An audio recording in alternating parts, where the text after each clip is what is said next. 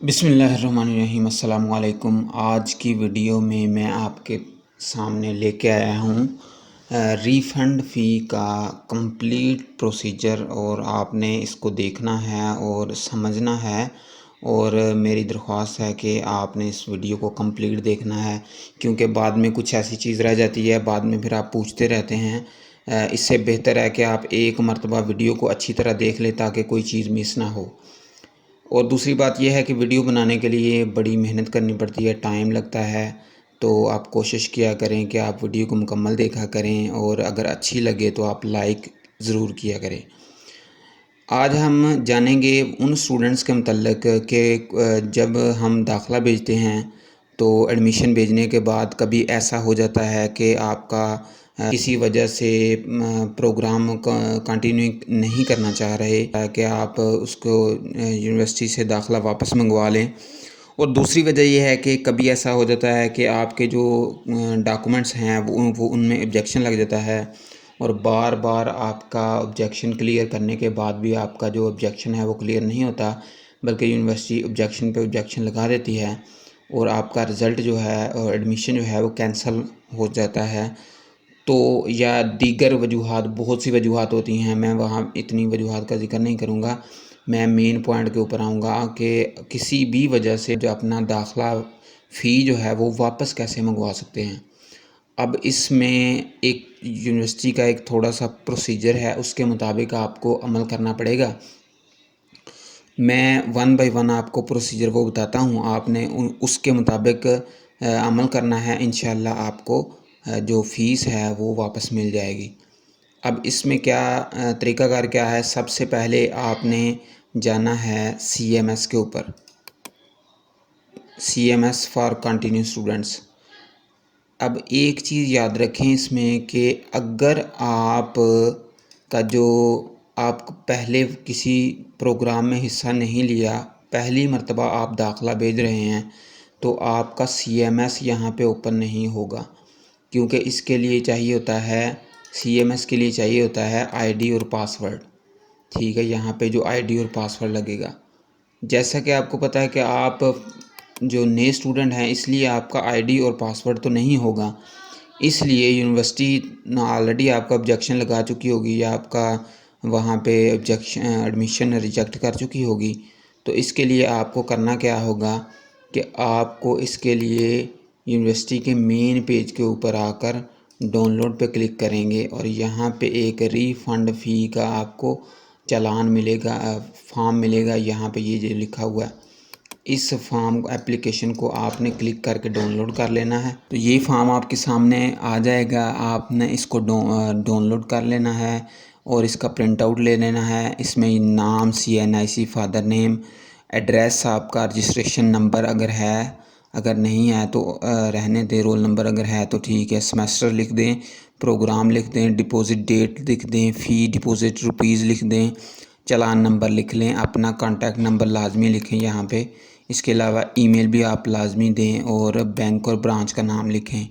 جہاں آپ نے فیس جمع کروائی ہے۔ اس کے بعد آپ نے یہاں پہ بھی ساری چیزیں اس میں فل کر لینی ہیں، ریزن لکھ لینا ہے یہاں پہ، اور یہاں پہ آپ نے جو چیزیں اٹیچ کریں اس کے ساتھ ڈپوزٹ چلان اور copy of C N S C, valid C N S C, تو اس کو آپ نے چلان کی کاپی آپ نے یہاں پہ چسپاں کر دینی ہے، اور آپ نے جو copy of C N S C ہے وہ آپ نے اس کے ساتھ اسٹیپل کر لینی ہے۔ یہ ساری چیزیں آپ نے اچھی طرح ڈاکومنٹس کے مطابق فل کرنی ہیں۔ فل کرنے کے بعد آپ نے اس کو انویلمنٹ ڈالنا ہے، یونیورسٹی کو سبمٹ کر دیتا ہے۔ اب بات آ گئی کہ اگر آپ ایسے اسٹوڈنٹ ہیں جن کا آلریڈی سی ایم ایس پہ اکاؤنٹ بنا ہوا ہے، تو پھر آپ نے کیا کرنا ہے، یہاں پہ آ کر سی ایم ایس کے اوپر کلک کرنا ہے، اس کو آ کر یہاں پہ کنٹینیو کر کے یہاں پہ آپ نے اپنا یوزر، اپنا سی ایم ایس کا آئی ڈی اور پاسورڈ لکھ کے اس کو سائن ان کر لینا ہے۔ جیسے ہی آپ اس کو سائن ان کر لیں گے، اس طرح کی ونڈو آپ کے سامنے شو ہوگی۔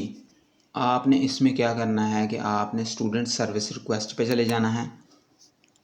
اسٹوڈنٹ سروس ریکویسٹ کے اوپر کلک کرتے ہی آپ کے سامنے ایک ونڈو سامنے شو ہوگی جس میں سروس ریکویسٹ لکھی ہوئی ہے۔ اب یہاں پہ آپ نے کیا کرنا ہے، یہاں پہ لکھا ہوا ہے کریٹ نیو ریکویسٹ، آپ نے اس کے اوپر کلک کرنا ہے۔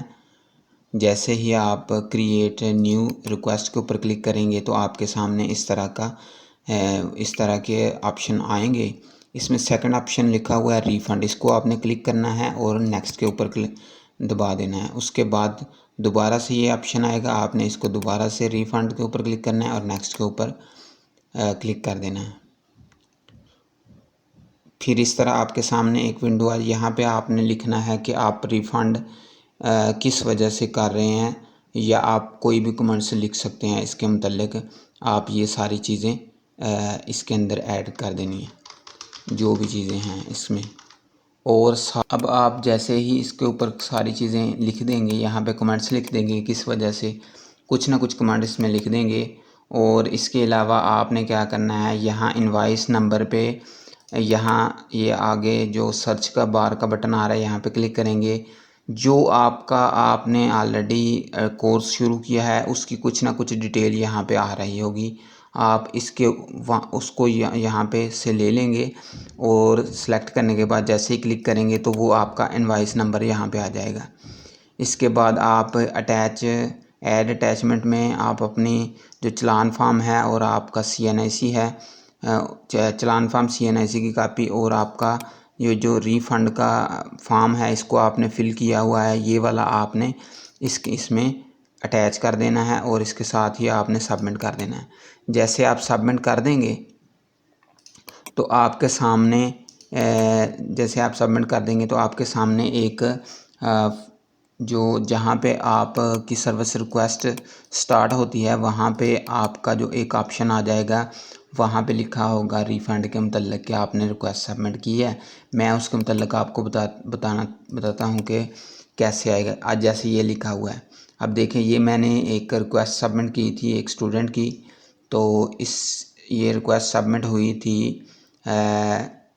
14 تاریخ کو ہوئی تھی اپریل میں، تو 14 اپریل میں نے ریکویسٹ اس کو سبمٹ کی تھی، اور 25 اپریل تک اس کی ریکویسٹ جو سٹیٹس ہے وہ کمپلیٹ ہو گیا تھا، یعنی انہوں نے معاملہ کمپلیٹ کرنے کے بعد اس کو حل کر دیا تھا۔ اب اس کے بعد یہ کیا ہے کہ جیسے ہی ریکویسٹ کمپلیٹ ہونے کے بعد جیسے ریکویسٹ کمپلیٹ ہو گئی، اس کے بعد یونیورسٹی کا پروسیجر ہوتا ہے ریفنڈ کا، جو اماؤنٹ ہوتی ہے اس کے متعلق بھیجنے کا۔ تو وہ یونیورسٹی کیسے بھیجے گی، وہ یونیورسٹی پہلے تو یہ ہے کہ یہ تقریباً 4 سے 6 ماہ لگ جاتے ہیں اس کے اوپر، اور اگر آپ اس کو ریکویسٹ کو اوپن کرتے ہیں تو اس میں آپ کو ایسا نظر آئے گا۔ تو یہ 4 سے 6 ماہ لگ جاتے ہیں، جب 4 سے 6 ماہ گزر جائیں گے تقریباً، تب آپ کو یہ اس طرح کا ایک چیک اور انویلپ میں ڈال کر چیک موصول ہوگا۔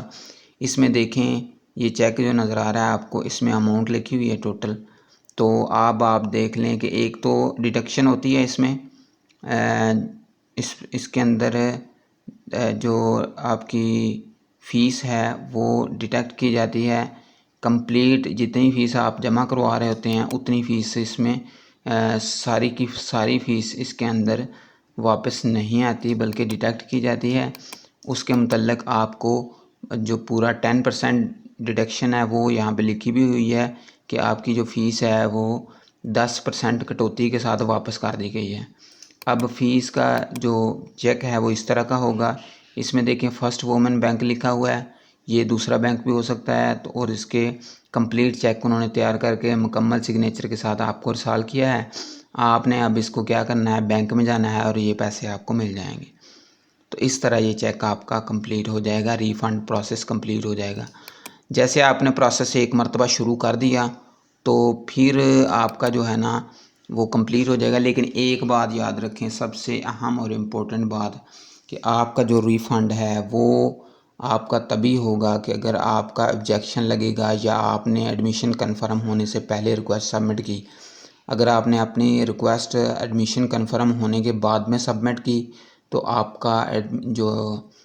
ریکویسٹ ہے وہ ریجیکٹ ہو جائے گی، آپ کی ریکویسٹ قابل قبول نہیں ہوگی۔ اس لیے آپ نے ان باتوں کا خیال رکھنا ہے۔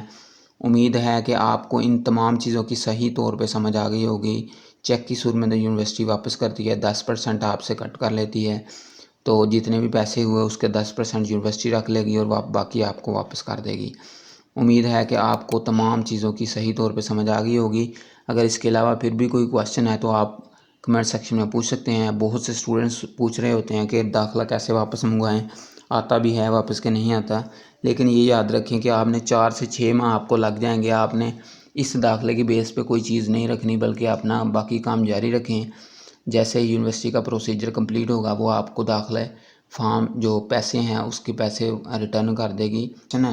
آپ کمنٹ سیکشن میں پوچھ سکتے ہیں۔ اپنا بہت سا خیال رکھیے گا۔ اللہ حافظ۔